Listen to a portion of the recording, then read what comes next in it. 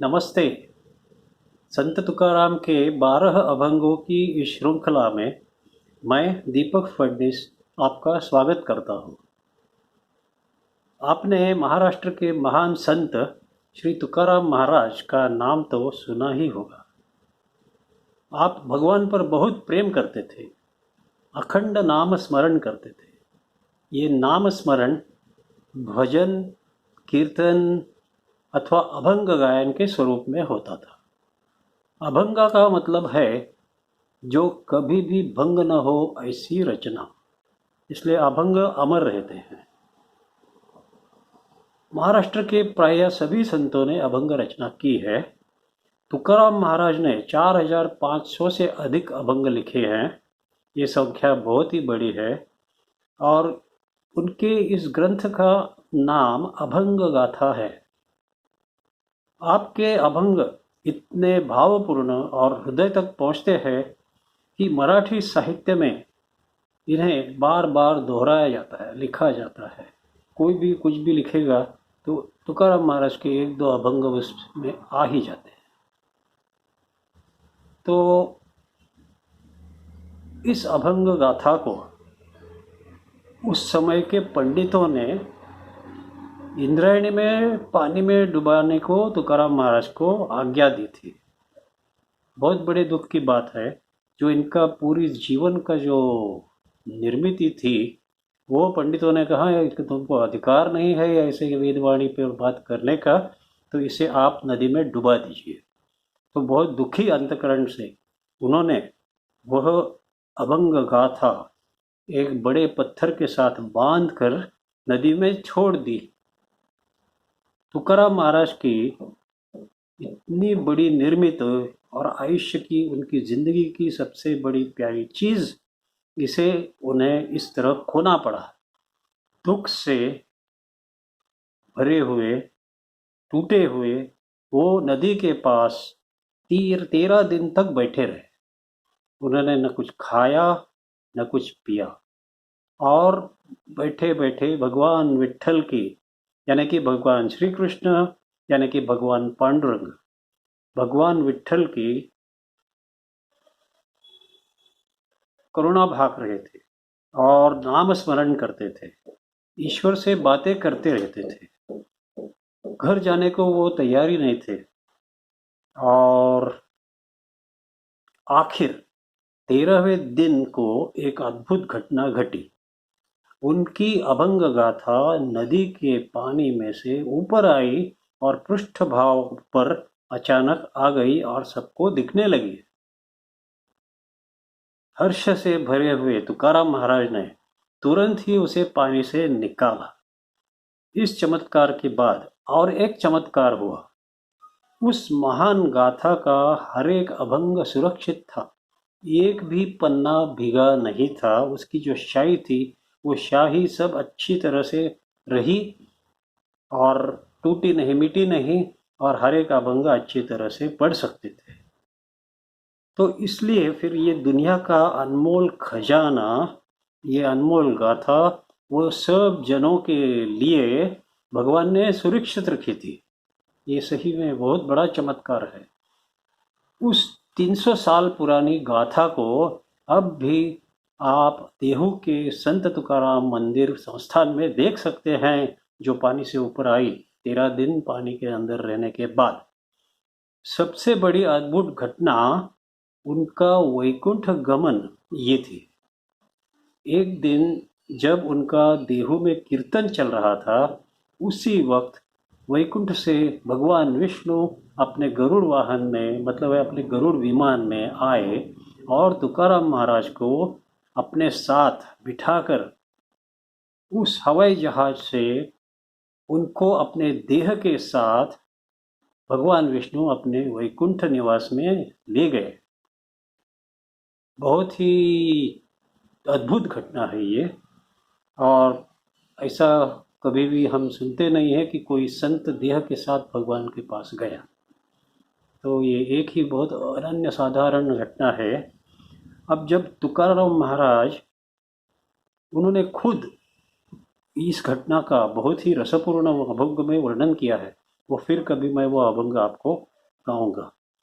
अभी जब वो गरुड़ वाहन में जा रहे थे, तब उन्होंने इन 12 अभंगों की रचना की, जो हम अभी अनुवादित कर रहे हैं।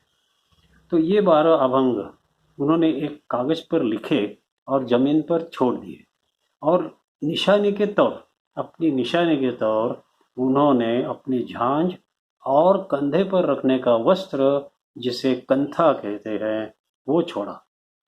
नीचे गिरे हुए अभंग को जब लोगों ने देखा और ये चीज़ें उनके साथ जब लोगों को मिली, तब उन्हें पता चल गया कि ये तुकाराम महाराज ने लिखे हैं। ये 12 अभंग बहुत मशहूर होंगे और ये मंत्रपूर्ण भी है।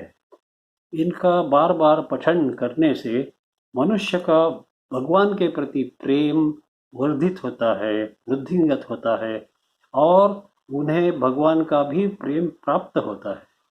इसीलिए इन अभंगों का मैं हिंदी में अनुवाद कर रहा हूँ, ताकि जो जन मराठी नहीं समझते उन्हें भी इनका लाभ मिल जाए, उनको इसका मतलब समझ जाए, और तुकाराम महाराज कितने अनन्य साधारण संत थे इस बात का उन्हें पता होना चाहिए। इसलिए मैं ये सब कर रहा हूँ। कल की वीडियो में हमने अभंग क्रमांक 8 का अनुवाद देखा। आज हमें अभंग क्रमांक 9 को देखना है। प्रथम मैं पूर्ण अभंग का मराठी में पठन करूँगा।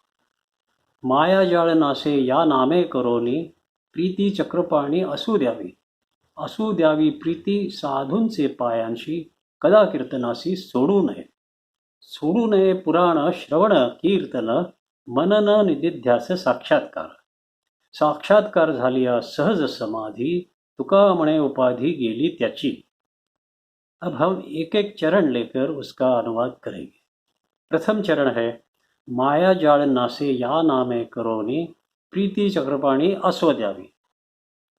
जिस भगवान श्री कृष्ण के नाम स्मरण करने से माया जाल का नाश होता है, उनके प्रति प्रेम भाव सदैव रखना चाहिए। भगवान को यहाँ चक्रपाणी नाम से संबोधन किया है। चक्रपाणी का अर्थ है जिसके हाथ में चक्र है वो। अब द्वितीय और तृतीय अभंग हम एक साथ में देखेंगे। असू द्यावी प्रीती साधूंचे पायांशी, कदा कीर्तनासी सोडू नये पुराण श्रवण कीर्तन, मनन निदिध्यासन साक्षात्कार।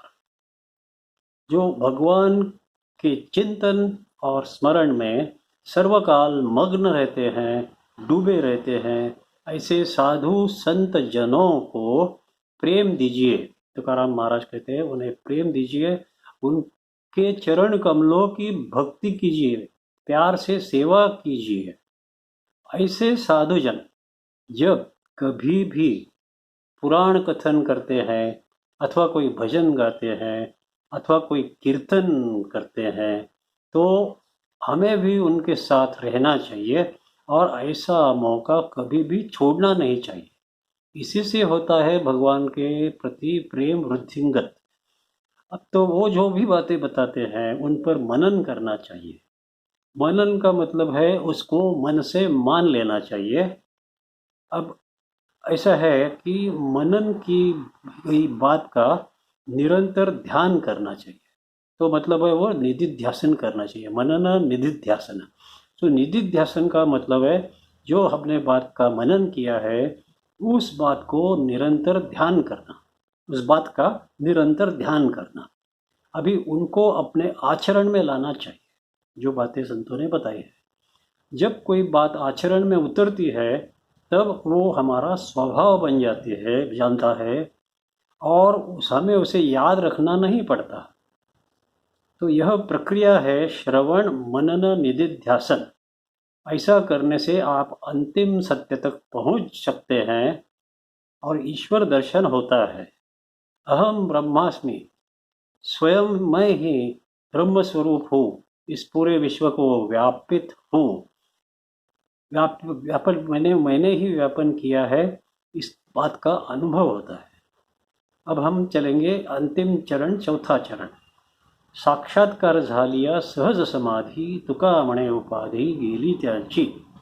अंतिम चरण में श्री तुकाराम कहते हैं कि इतनी साधना के बाद जो व्यक्ति ईश्वर दर्शन पाता है तो वह ऐसी सहज अवस्था में आ जाता है कि वो खुद ईश्वरमय हो जाता है और इस जीवन मृत्यु की पीड़ा जो सभी इंसानों को लगी रहती है उससे वो छुटकारा पा लेता है। मतलब यह भवसागर तैर के पहले तीर भगवान के घर पहुंच जाता है।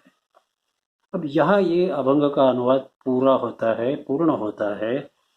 क्या आपको मेरा यह अभंग अच्छा लगा? क्या आपको ये मेरा अनुवाद अच्छा लगा? यदि अच्छा लगा हो तो तुरंत ही सब्सक्राइब का बटन दबा लीजिए और इस श्रृंखला का, इस दीपक फडणीस चैनल का आप सभासद बन जाइए। और हाँ, इसे शेयर करना मत भूलिए। और अब हम अगली बार मिलेंगे अभंग क्रमांक 10 के अनुवाद के लिए। तब तक मैं आपकी आज्ञा लेना चाहता हूँ। धन्यवाद। Bye bye.